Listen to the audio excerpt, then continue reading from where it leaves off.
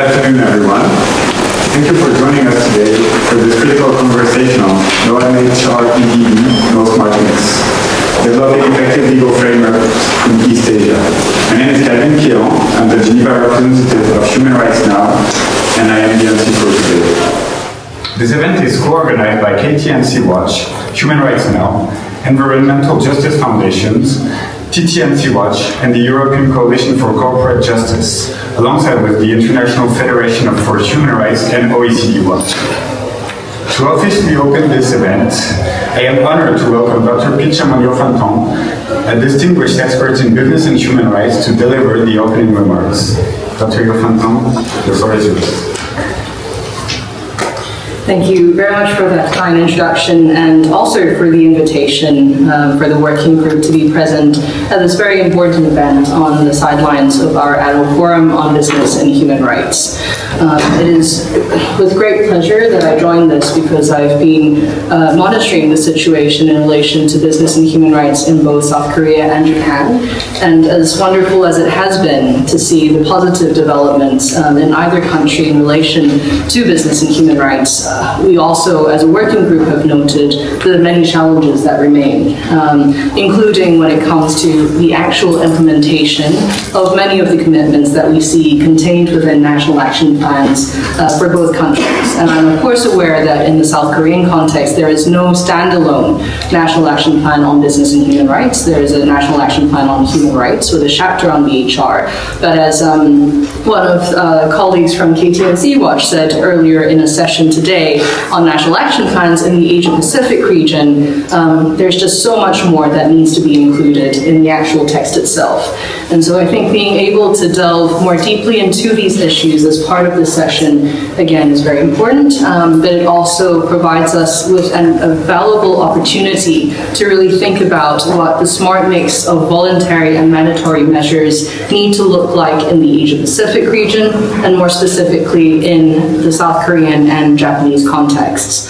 For the working group, as you may well be aware, we, of course, have provided guidance on national action plans and what they need to look like, but we have also consistently advocated the smart mix of voluntary and mandatory measures at both the international and national levels. And so for us, as nice as it's been to see the proliferation of national action plans in the Asia-Pacific region, we do note that these initiatives need to be complemented with actual regulations, legislation that can help to enforce and ensure actual implementation. Obviously, policy coherence is very important to such an endeavor as well, and perhaps an area that we can delve into further as part of this conversation today. But I think to see the development in South Korea in relation to the mandatory human rights and environmental due diligence bill has been a positive development. We will obviously have to wait and see what the final outcomes will be, but in view of global trends in relation to mandatory human rights due diligence, not least the most recent corporate sustainability due diligence directive that the European Union has come out with, there is a mandatory waive. And countries in the Asia-Pacific region would do well to try and stay ahead of the curve and to try and ensure that they do not get just simply swept up by this mandatory wave, but are in fact taking the initiative to ensure that the mandatory developments we see at the global level actually speak to the needs and the interests of countries, governments, businesses, but importantly, the rights holders who stand to be most affected by business-related human rights abuses. And so for the working group, we do see very much the value in these conversations around mandatory human rights due diligence. We do note that it is extremely important to ensure that whatever is the outcome, they do not simply result in box-ticking exercise, that they are not simply a box-ticking exercise, but that they do actually engender meaningful change on the ground for rights holders who need it the most. I would also say, just in relation, I don't want to take up too much time because I know there's a lot of content that will be coming our way with such an esteemed set of speakers with us today. I did want to say that, at the UN level, there has been some progress towards a legally binding instrument on business and human rights. I still feel that the LBI is a development that we don't talk about enough yet in the Asia-Pacific region, but that's yet another development that the region itself needs to be mindful of. And if this LBI were to come into place, I fear that many governments and businesses operating in the region might be caught off guard with respect to the responsibilities that they would then have to shoulder. And so again, this underscores the importance of ensuring that there are mandatory measures that are put in place in the region alongside the voluntary ones that already exist. But obviously, the most important piece of the puzzle is implementation and enforcement. We can talk about legislation and we can talk about voluntary measures as much as we like, but if they do not also result in actual implementation on the ground in a way that is inclusive, transparent, and takes into due account, again, the needs of rights holders, then that really brings the entire process into question. And so I hope that the speakers later today will be able to help shed light on some of the salient business and human rights issues that we see in the region today, but also for them to help chart a path with respect to what more that we can do. And I need to also acknowledge that I think we're outside of the UN premises here. There have been also very promising developments in Taiwan. It is, as I think, the situation there is one that we don't get to talk as much about in an official UN setting, if I may say so. And it's important that we actually learn from the experiences in the Taiwanese case too, because it's obviously, especially with the electronic sector and so forth, there are developments there that are very interesting, but obviously plenty of business and human rights issues that still need to be addressed as well. And so I hope that, again, this platform that we have here today will be one that will be continued in future forums that we will surely organize, and to see this intra-regional dialogue come to fruition and again help chart a way forward in relation to mandatory human rights due diligence for the Asia Pacific. So with that, I'll hand it back over to you, Calvin, and thank you very much again for having the working group here.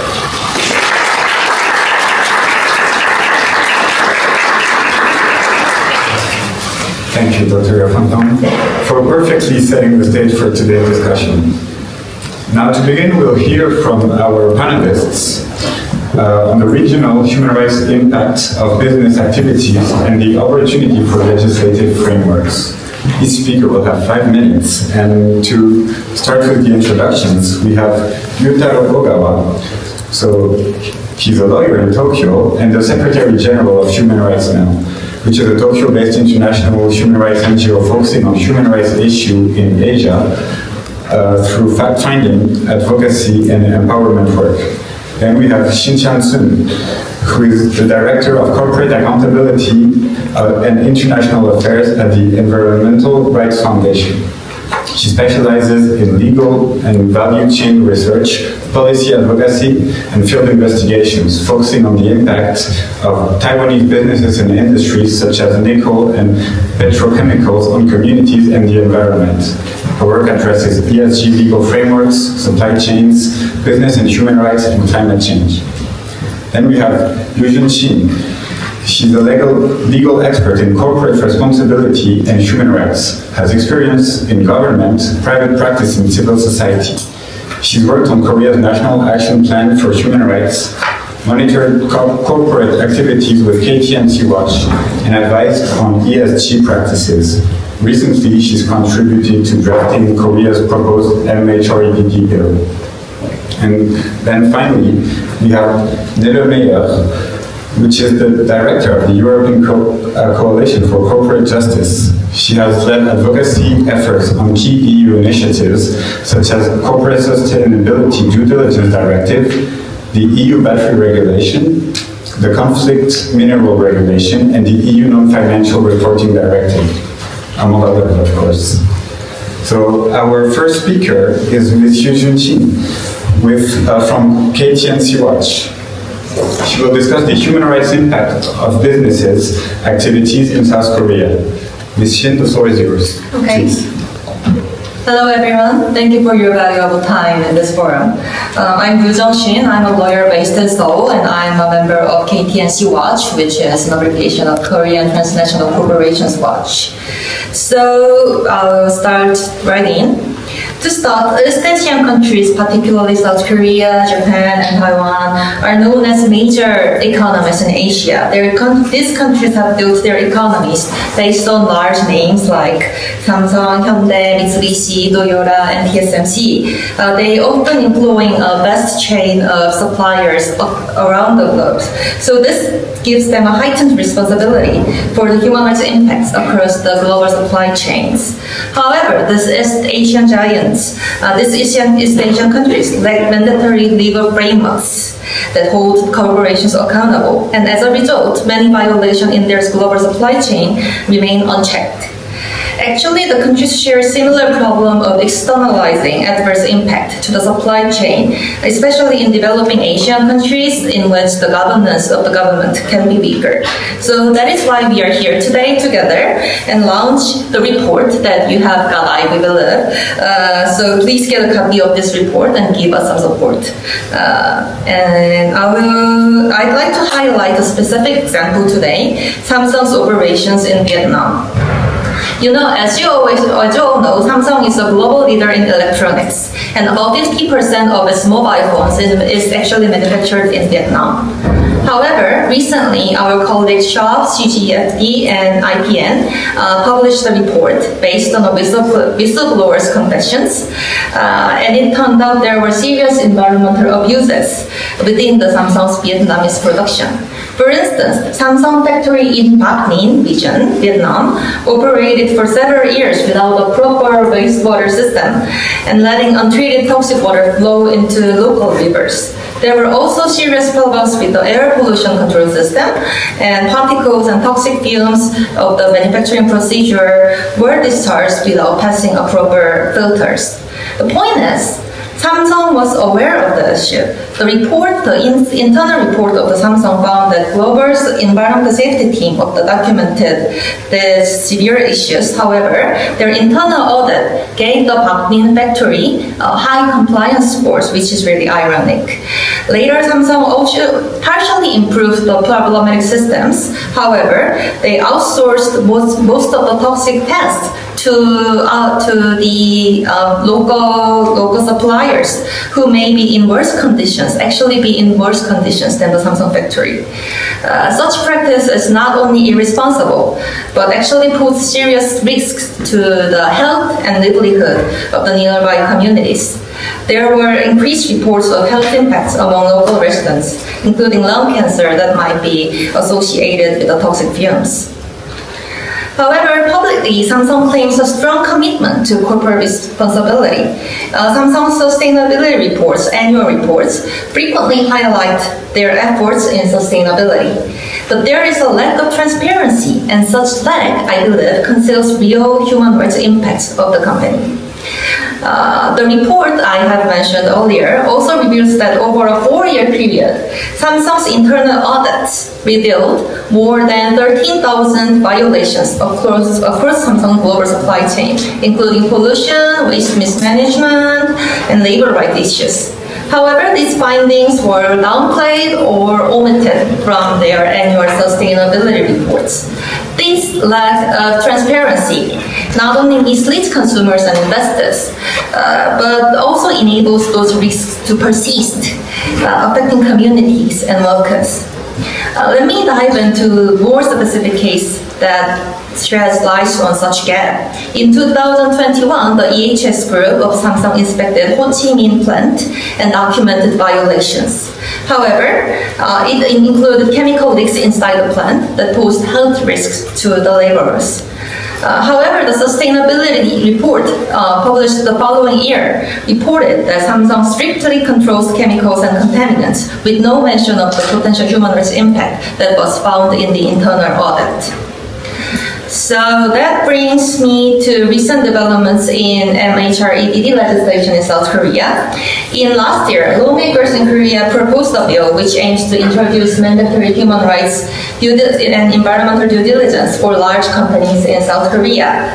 But the challenge is that the Korean government, submitted unwritten opinion to the National Assembly that the government does not support the bill because they believe voluntary measures would be more appropriate.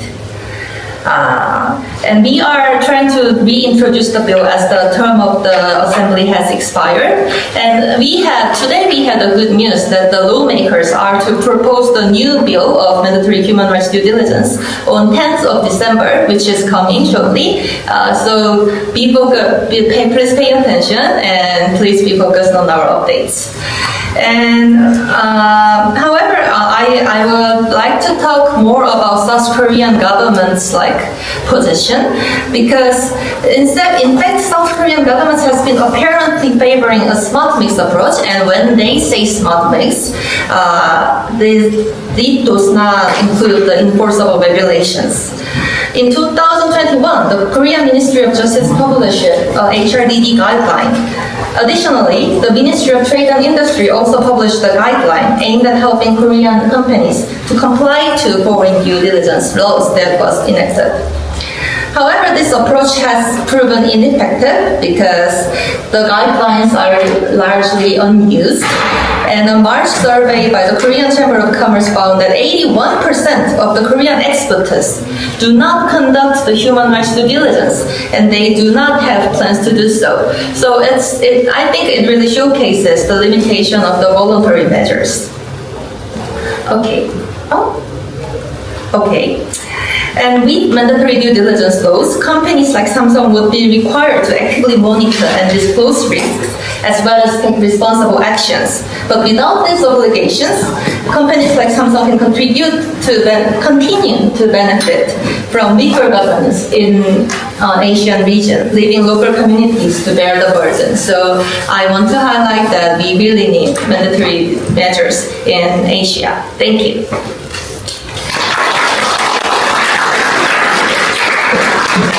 Thank you very much, Ms. So next we'll hear about forced labor in the supply chains of Japanese companies from Mr. Ryutaro Ogawa from Human Rights Now. Ogawa-san, please go ahead. Thank you. So let me introduce about the case about shield sector for now. This is a human rights introduction, so I will skip it. Okay. And then we will have the research in various areas since 2016.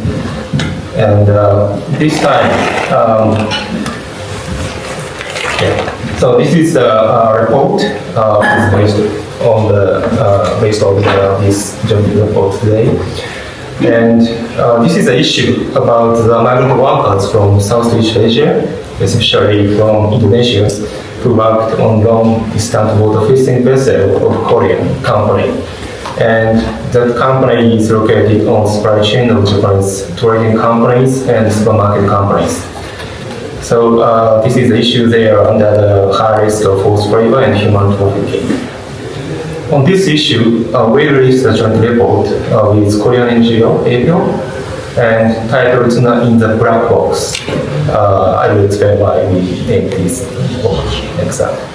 This is in 2023, so this is after the government released the voluntary mHREDD guideline in 2022. And as you may know, the seafood sector is a very vulnerable sector for several reasons. For example, the practice of transshipment, in which secondary vessels carry off caught fishes and dip supply to the primary fishing vessels, so which allows the fishing vessel to keep a captured crew at sea for long period, often over a year. And by using transshipment vessel, owners can hide the two original catch to help shield the condition of the crew from scrutiny. In Japan's case, particular, the seafood market has been shrinking and consolidating in recent years. which has led to major trading companies to increasingly dominate and squeeze out small players. That's relevant because smaller seafood companies use public auctions like Tsukiji market and local port city market run by fishing corps. So where publicly accessible document is maintained. In contrast, trading companies are massively integrated in titles that don't need to release such records. It makes it very difficult for us to chase the supply chain of the tuna or other seafood products. This is why we put the name of the black box in our title. And speaking of the legal conditions of migrant workers, like this. So migrant workers working on these water fishing vessels and tuna liners, a very high percentage are working 14 hours or more, and a substantial percentage are working 18 hours or more. There is also a substantial percent sailing without entry to port for 1 year or more. And the case which that is not to entry to port more than 2 or more years. Migrants have reported in interviews that they lack brakes. Yeah, these are the migrants' testimony, which actually we had. And so their working environment is comply to the standard forced labor of the ILO. In this report, we investigated published a labor profile and practice of 6 major Japanese sashimi tuna import and distribution companies. The companies we surveyed were Tokyo Rezo, Mitsubishi Shoji Corporation, and Toray Sangyo, Solis Corporation, Ion, and Seven Holdings. We found that the 2 companies had recently began mHREDD systems for tuna imports. One gave no information, and the other had a system not specifically mentioning tuna. So there are a few details published available for all of the system. Also, we found that supply lists were never available to the public in all cases. And we found limited accessibility to grievance mechanism for workers in all cases. So there is an absence of a cross-border accountability system which hinders migrant fishers from addressing forced labor and trafficking by Japanese companies in their supply chains. Even after we release the report and human rights risks are found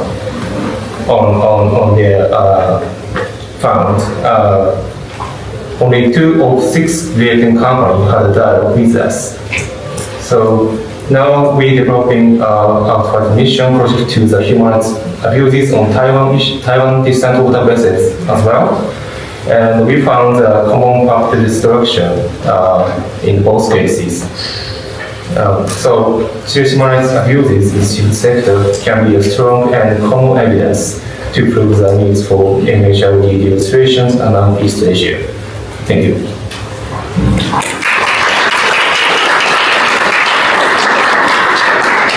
Thank you, Mr. Dao. And I'll give the floor to Ms. Xin-Chuan Sun, from the Environmental Rights Foundation, giving us a perspective of Taiwanese environmental and human rights. Ms. Sun, over to you. Thank you. Do I slides now? No, I can show you the slide. Okay. Sorry, while you work on that, just want to thank Pichamo for acknowledging Taiwan's being excluded from many discussions at the UN level, even though often Taiwan has a really important role to play in those conversations, or is even the main actors of those conversations. But interestingly, thank you. Yesterday at the forum, in the morning, there were 2 sessions, including the open plenary, where Taiwan was mentioned with regards to migrant workers, recruitment fees, and other issues, in particular the fishing industry. So I think it's really interesting that we are excluded, but then we are talked about. So I'm really grateful for this opportunity here. I Want to briefly introduce to you my organization. It's an environmental rights foundation. We are NPO based in Taiwan. We are also part of a network called Taiwan Transnational Corporations Watch. It is new, founded last year, and it is we are monitoring Taiwanese businesses' impact overseas, and we're also taking on cases for affected communities, laborers, and seek justice and remedy for them in Taiwan. Now, to begin with, on the left-hand side, you can see names of companies: Foxconn, Baocheng, Tainan, FCF. You might recognize them, you might not. They are all named in the report that you have in your hands. These are the companies that we've been investigating alongside our partners. If you don't recognize them, it's okay. I think you would recognize the names on the right. And the Taiwanese companies here are all really, really important and key suppliers on the brand names on the right. And many I have not put them on there, but you can find them in the report. So what I'm trying to say is that it is really critical that Taiwan has a hard law to regulate and address these human rights and environmental harms, not just in Taiwan, but like overseas and conducted by Taiwanese companies, because even though you don't know their names, it is everywhere, it's connected to you and us and everyone. Now, I want to highlight one case that we're working on. It's called the company is called Formosa Plastics. It caused one of the massive, sorry for that. No, it's, okay, just, okay.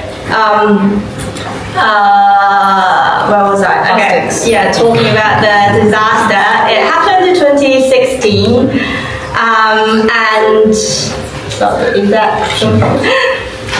I can just like keep talking when they're working on that. Anyways, it was like one of the worst disasters, marine disasters in the history of Vietnam, and I promise we didn't pick Vietnam on purpose. Like, I know the other case was also about Vietnam, but that was a coincidence. So anyways, massive fish deaths and pollution. It was like along more than four provinces in Vietnam.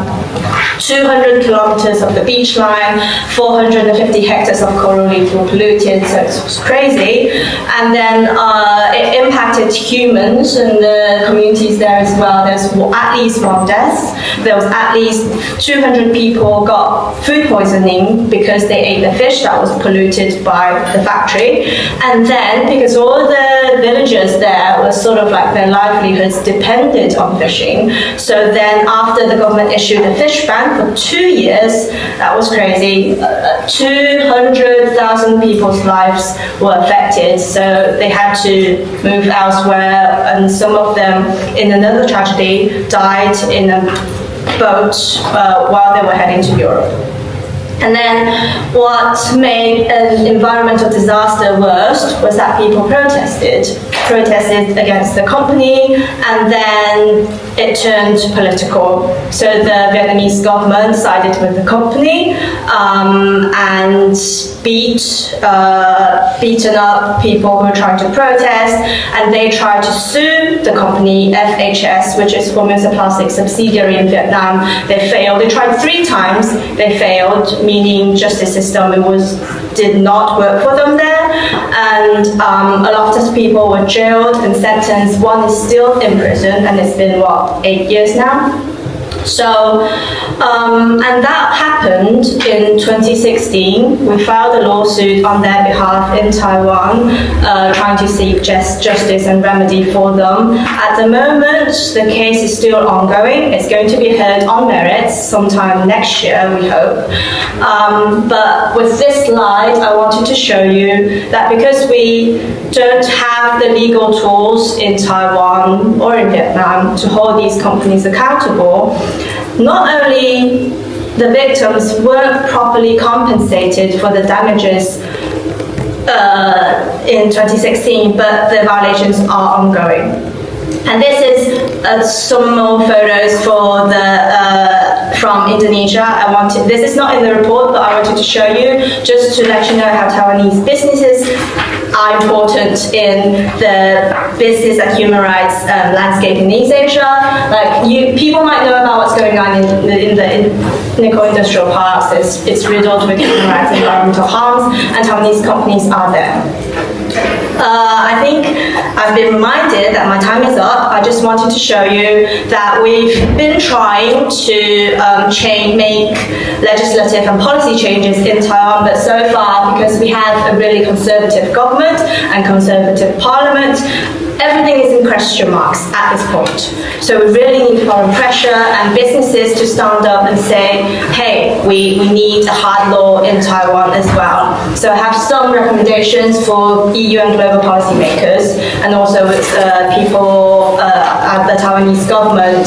And for those of you who are here, please support our call for a hard law, a hard mandatory human rights and environmental due diligence law in Taiwan. And if you're a business, if you're consultants, I know some of you are here, please try to urge our government to start acting now, because it's really important. Thank you.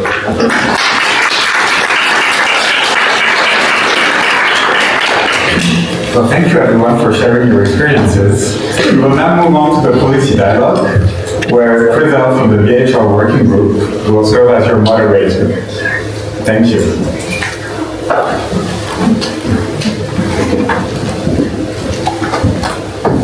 Thanks, Galvin.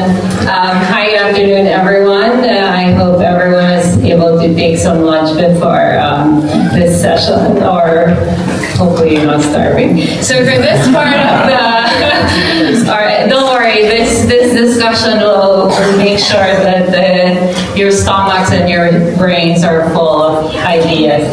But we have catering after, so please engage in this dialogue and Q&A later. Without engagement, no food later. So in this part of the program, we have the policy dialogue. We saw the presentations of our different speakers from different countries of East Asia. And so for this part, every speaker and discussant can chip in and answer the questions very briefly, maybe like 2 minutes or something. So in this part, we talk about how mHREDD frameworks can actually translate into regional and maybe global change. So we talk about some things that our speakers already touched on before, challenges, maybe lessons learned, and success stories maybe. So for the first part of the first question, Yu Jung earlier already touched on the challenges to mHREDD legislation. So she said earlier that the Ministry of Trade, Industry and Energy submitted an opinion to the National Assembly that it was not that it's not needed. So I want to hear from other speakers. What do you see as the challenges or challenges in having this mHREDD legislation, and also what are the opportunities that you see from having one? Would anyone want to start? Go ahead, Yutar. Thank you. Let me introduce about the situation in Japan. So I think the most difficulty is I think there's no mHRI in Japan. So it means there's no specific agency to proceed the human this legislation. Actually, when we try to meet the government officials, like Ministry of Economics, Ministry of Foreign Affairs, Ministry of Women and Justice, Ministry of Labor, but they always say it's not our job. So this is an issue. So there's no reading the agency to for this mHREDD legislation. So that is, I think, the most difficulty in Japan. And also about opportunity, as it was mentioned in the this morning's sessions, now Japan is timing to renew the map. So it's very important to add the specific clause about the mHREDD, or at least about the smart mix to that content is very important for now. Thank you. Thanks, Yutar.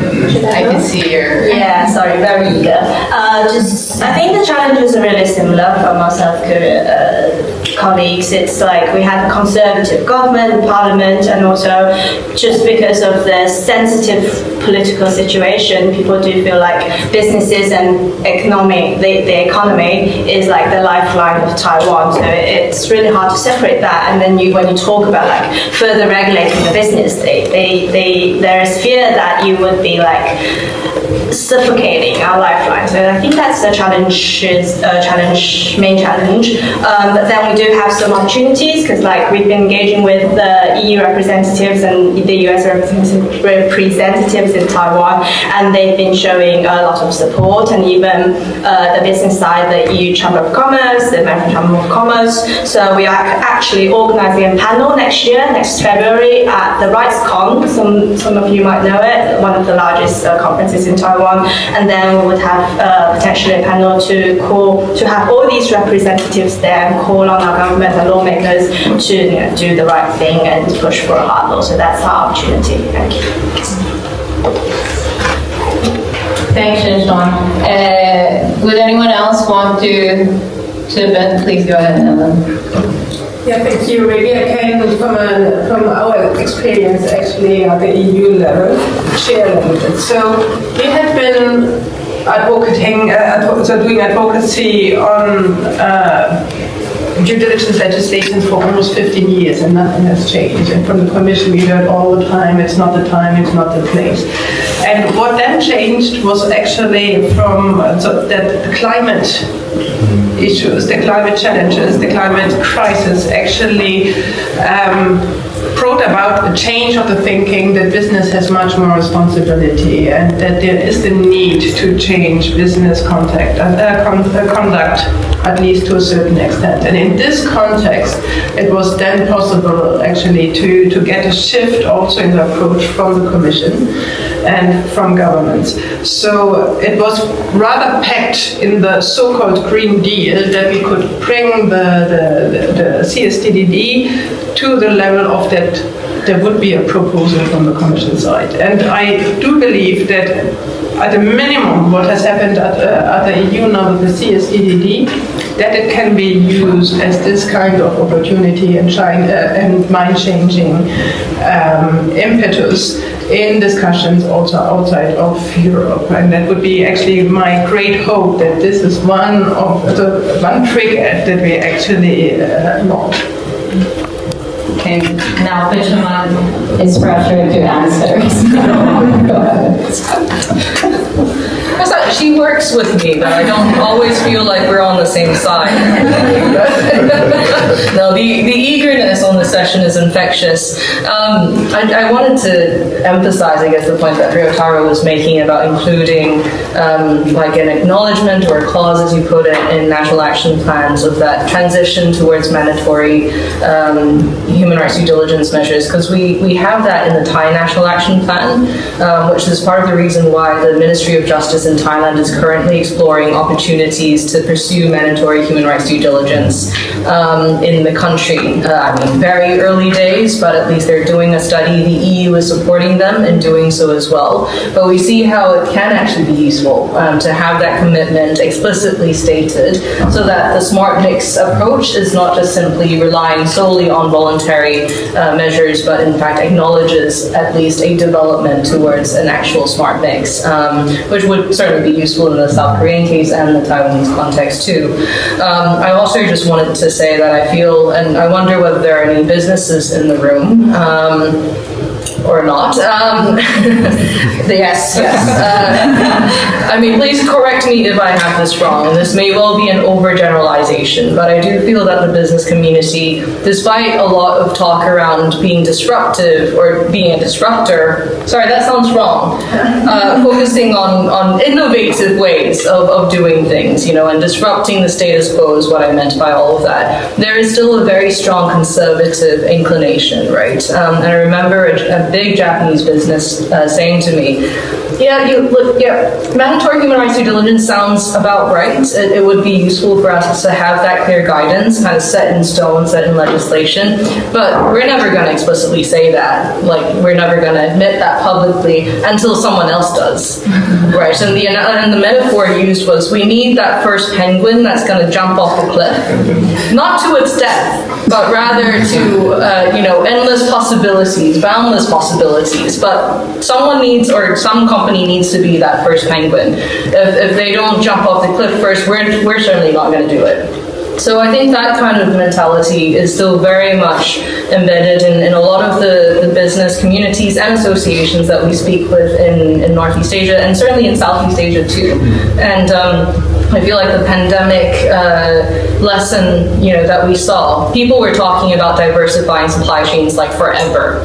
But no one actually did anything until the pandemic struck, and then lo and behold, supply chains had to be diversified whether you wanted to or not. So rather than waiting for stuff to happen, for there to be an external shock, whether it be in the form of something like the Rana Plaza tragedy, it is really important that businesses take the lead in this. Thank you. So it's very clear how we see the importance of mHREDD legislation. But what do you think is the content of that legislation for that to be able to effectively address human rights and environmental abuses? Sure, go ahead. Yeah. I want to emphasize that the human rights and environmental due diligence bill must come with a disclosure obligation and accountability measures.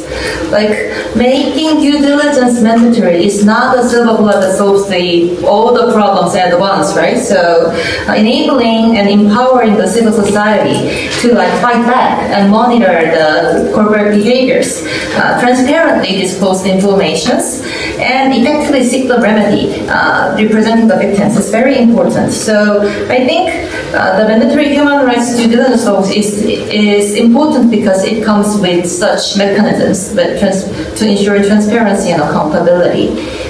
We are really looking forward to that. Thank you. Other than mechanisms for transparency, anyone else would like to answer? Go ahead, Rita. Okay, thank you. Yes, I think we need to learn from the European experience, actually. And actually, this morning I learned at the session of the CCJ. And as my understanding, in order to avoid the checkbox practice, it is key to obligate the meaningful stakeholder engagement during the whole HRD process. So this is under the CSWD. I learned that it is said that if a company fails to have the meaningful stakeholder dialogue, which includes enough information disclosure, we can complain that case to the authority as a failure of the HRD regulation. So I think this is very useful, and the meaningful stakeholder dialogue is enough information disclosure is I think that also is best way also for the company to make the more realistic approach for the remedy rather than the civil litigation. So I think it's very important to increase the obligation for the stakeholder dialogue, and it's better, it's good not only for the victims but also the company as well. Yeah, definitely. Obligation to engage with stakeholders would be an important key for having an mHREDD legislation that's efficient. Anyone else wants to address the question? Please know, because I saw you laugh when your Dara mentioned about learning from the CS Triple D experience. Yes, and maybe I can come back actually to the process. So I do think that all those elements that you mentioned actually did give those potentially and actually affected by business operations really the tools and the voice to hold accountable, to engage. They are definitely crucial. We have been fighting for a lot. But what was very difficult in the EU process was actually to the negotiations and the lawmaking we actually framed as a business regulation and not as a human rights defending and protecting an environmental protective law. And so what happened was actually that the voices of those potentially affected were hardly heard in those discussions, and civil society was also, we really struggled to bring this perspective into the process. So, and I do think that this would be really important in the advocacy around it to ensure that there is a bigger platform for those potentially affected, because the framing of the legislation as a potential burden onto business really was one of the major obstacles to this. So we always had to defend, actually, is this a burden for business, or is this something that they are expected to do because for too long they have been outsourcing harm anyway. So, and this will then in the end reflect actually in the elements that you get into the legislation, the access to justice, the civil liability, the stakeholder engagement. One element I haven't heard was enforcement in general, because civil liability is an enforcement means, but also public enforcement. So when we look at the existing legislations at the moment in Europe, mainly the comparison between Germany and France, where we do have, so in one country we do have the public enforcement, we see much better reporting at the moment and some more shifts in behavior. I would not say yet that there is a better student, but we can say that in a context where there is public enforcement, we do see so better alignment with wording and key wordings and some reporting. Thanks, Anna. So we heard about how the importance of the framing of the mHREDD legislation, of how we need to talk using the language of businesses in a way that they don't see it as a burden, but rather as an opportunity for them to actually conduct their responsibility. Anyone else? No. So Nelly, given your extensive, I go back to you, given your extensive work and then CS triple D, what other lessons do you think can East Asian countries learn from EU's approach to mHREDD? And are there, again, Yujung earlier talked about the common characteristics of East Asian economies, about how there's a lack of legal framework, it's an export-driven economy. So are there specific strategies or elements that you think East Asian countries can adapt to make sure that the mHREDD would be particularly effective and adaptable in the East Asian context? I feel that I'm the wrong person because I don't know the East Asian context, so I wouldn't be able to give real advice. But what was really helpful in our context, so I just repeat what was helpful in our context, and I hope there's something you can compare with for the region, is to start from the international standards. So the CSDDD is it's really, really not perfect. It has a lot of flaws. It is much lower than the international standards. But I assume that in almost every legislative process there will be losses. So it is important to start from a high level. That's the international standards, and the international standards are the outcome already of compromises and negotiations from all the stakeholders that should be involved. So it's a good starting point. The CSDDD did not happen in a vacuum. It was the policy coherence. So there were also other legislation at the same time in the making when it came to environment, labor law, and the minerals regulation or the battery regulation. So, for instance, will it be necessary to look at environmental law and labor law? Unlikely they were unlikely alliances. So for civil society, it's not so easy to work with businesses. And I speak from an organization that is usually not, so it's not working with business, but we partnered with organizations who work with business.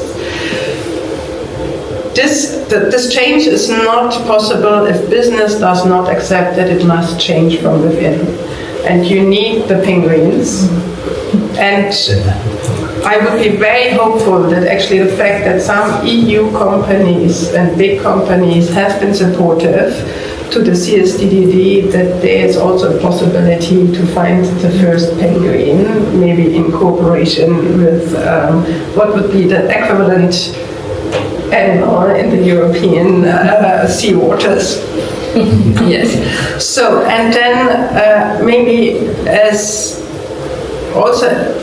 an appeal to actors who are not civil society in this room, civil society has really been key in the EU process. So on the one hand, actually to start this process, but also in the negotiations, while we were not at the table, civil society was really key to bring the information and to engage in the public. So that's an encouragement to civil society, but also to the other actors not to shy away to speak with us. We do have information that is relevant for you. We can bridge to the affected communities. So bring us to the table as much as possible and don't exclude civil society. Thank you so much. So I think this is the part where everyone earns their spot for a plate for lunch. Thank you, speakers, for this sort of like lightning round of Q&A. Now the floor is open for questions from the floor. Please introduce yourself and your organization. Yes, please. Hi, thanks so much for all of your contributions. My name is Leo. I'm with Accountability Council. We work on judicial grievance mechanisms and helping communities seek redress through them. I have hopefully two quick questions. One is I'm curious, especially in some of the circumstances where a lot of the companies you work with are suppliers to multilateral international conglomerates, corporates based in the global north. Do you see an opportunity potentially in kind of these sort of community redress and remedy provisions being embedded in the supplier contracts with these companies to kind of apply pressure, using them as sort of a potential pressure point? I say this in the context of, I think later today, there's a consultation on the European model causes where that's exactly what we're trying to do. So curious on your thoughts on that. Second, I'm also not very familiar with sort of the East Asian experiences, so keen to hear whether from your kind of on-the-ground experience working with communities of the various channels for redress and remedy, what has been kind of the most effective, whether that's through litigation, NCPs, I understand that some of the countries don't have NCPs yet, through applying pressure through the development banks that are financing some of these operations, or through grievance mechanisms that are multi-stakeholder based or amongst the industry companies. I understand that there's obviously all these channels, but litigation might be kind of the obvious channel that people usually go down, but just whether anything jumps out to you, or could be a combination of all of it. Thanks so much. Thank you. Maybe we take two more.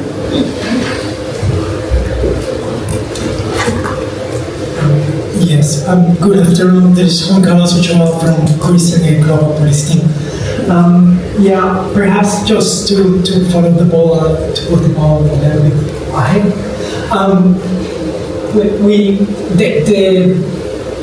The international community, the governments have been negotiating for 10 years a UN binding treaty on business and human rights, and there will be a meeting next month. The civil society worldwide is working on that. There's a Tree Alliance and other coalitions. It would be good to know if you know any insight on what is the position of your government, or if you are doing any work on that. And we'll be happy to explain. So basically, to know that, because that the treaty reduces some of the risk of being the first one to have regulations, so to create a level playing field. So it would be good to know if you have any notes on your current position. Thank you. Thank you. Yeah. Hi, my name is Olia. I work for Anti-Slavery International. Thanks so much for this great panel. It's like an energizing panel. Just a question. So basically, we clearly need those national mHREDD in East Asia, but many large East Asian companies will already be subject to mHREDD. It will be the CS-triple-D, right? They will be either directly obliged by it, or they will be indirectly obliged by it as suppliers. So I'm wondering, is this something that you're thinking about working with, bringing accountability, using the accountability litigation mechanisms, or using it as a political tool with the large companies like Samsung who are going to be subject to the CS-triple-D, right? So, are you trying to use those tools? Thank you, panelists. Go ahead. Thank you. I want to first address the last question. I have a couple of examples. So we did a campaign just earlier this year on the import of Russia coal, because I know it's since the Ukraine war, it's mostly banned by the EU, sanctioned anyways. But a lot of Taiwanese companies, particularly the large ones, are still using coal from Russia. Anyways, we managed to advocate one of the largest importers of Russia coal in Taiwan to stop using it. And officially their reason was that because human rights issues, environment issues, but then in the private email they told us that it is because of the CS-triple-D, because they fall within scope. And we've been following up with them on other conversations, and we're trying to include them in our campaign because they will need to fulfill the requirements of the CS-triple-D, so the cost would be higher potentially to conduct all the due diligence. So by including them and having them support hard law in Taiwan is something that we're going to do in the future. So I guess that is my answer to this question. Thank you. Thank you, Shen-Shan. Anyone else? Okay. Comparison. So first, about the first question, I think in Japan, and maybe in South Korea, I don't know exactly, but the separate contract approach is already, I think, introduced to some companies. But I'm not sure about the effectiveness. So I know especially the bar association is now, I think, is addressing this kind of model. I think so. Let Mr.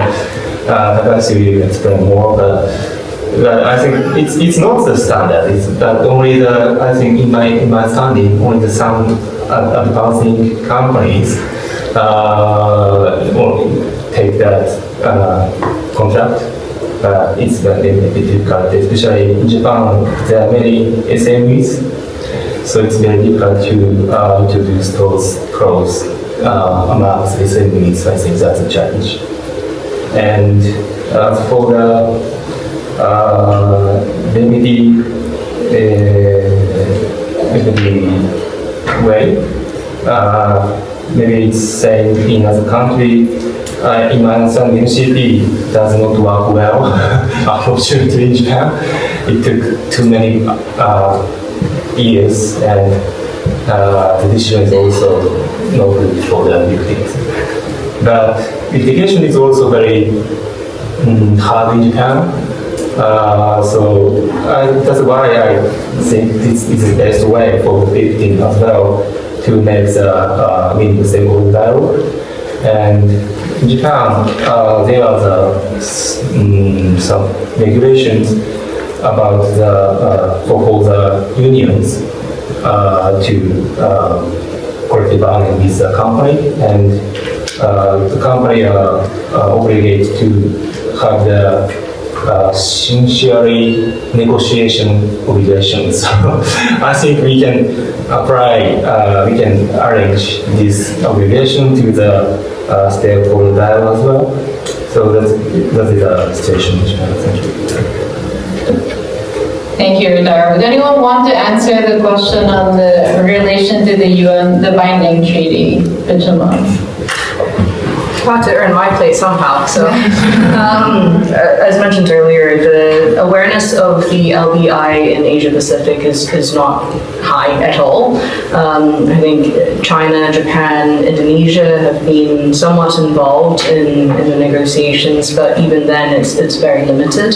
And I think overall, I certainly have heard from the Japanese context that the government finds this to be a sensitive issue and are concerned about the implications. And I would imagine that in South Korea it's a similar situation also. So in light of that, I don't think we have as much traction, or we're not seeing as much traction in relation to the LBI, which is part of the reason why the working group is going to try and provide some support to the open-ended intergovernmental working group, despite our different mandates, to see how we can bring some of the conversations and negotiations that happen here in Geneva to the region in the way that the IGWG has been doing some consultations in Africa, for instance. Yeah. Back to you, Grizel. Thanks, Benjamin. Unfortunately, I saw so many hands that I wasn't able to call, but I was informed that we don't have time for Q&A, so sorry for that. But yeah, as we conclude, I would like to just highlight some key takeaways. Our panelists have clearly highlighted the need for finding mandatory human rights and environmental due diligence legislation, and that we cannot just rely on voluntary measures. Nale also highlighted the importance of starting from international standards and how we can shape effectively our legislation. And also, the conclusion of all this is we need penguins, and that I don't know, if you take that as a code, people will be so confused. But we need to find unlikely alliances, as Nella mentioned, that it's not possible for us to be able to do this without the support from businesses. So thank you very much to our panelists, to co-organizers and attendees for this very engaging discussion. Now I hand it back to Pitchamon for closing remarks. Thank you.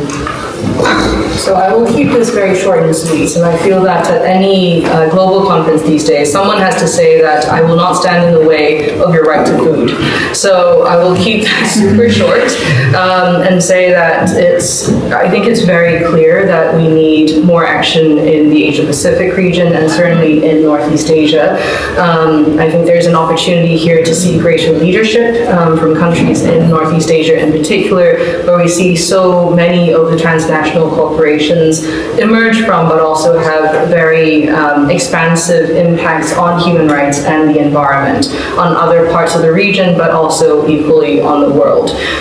In light of that, I think this discussion today has really highlighted how, at the end of the day, the critical question that we must ask all of us ourselves is whether the measures that we currently see in place and that are currently being put in place are making a real difference to affected rights holders on the ground. And if the answer is no, and I feel like the cases that you've shared with us today really show that it's a no, then something needs to change. Whether it be internally amongst businesses themselves, or whether it is externally pushed by civil society, academics, lawyers, and others, something has to happen, because implementation on its own is important, but we also need to see enforcement alongside it, which is something we don't talk as much about. And so I think on that note, it's very clear that we need mandatory human rights due diligence alongside all of the other voluntary measures we see in the region, and hopefully governments and businesses in the region will take the leadership to push these measures. But equally, thank you to all of you here. You wouldn't be here if you didn't care about this topic, and I feel that here I am amongst fellow penguins I don't think any of us need to be pushed off a cliff, but I know that there are many people here who would be willing to take that first step if needed. So thank you for your tireless efforts until now, to all of the speakers here too, for fighting for what's right.